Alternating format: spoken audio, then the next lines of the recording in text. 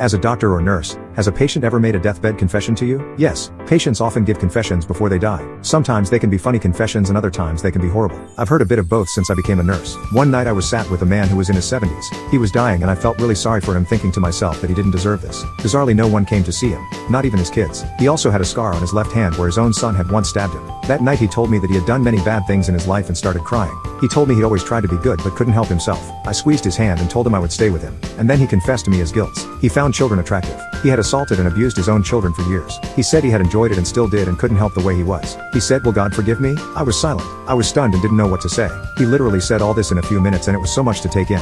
And then he asked me if I was his daughter, would I forgive him? I said no, I wouldn't. I now realized why this man's family hadn't come to visit him. I now realized why his son had stabbed him. After I answered him, he smiled and closed his eyes and he was gone just like that. It was a horrible confession to hear and it still creeps me out today. After he died, his belongings were to be collected and the family told the hospital they didn't want anything back. I can't say I blame them.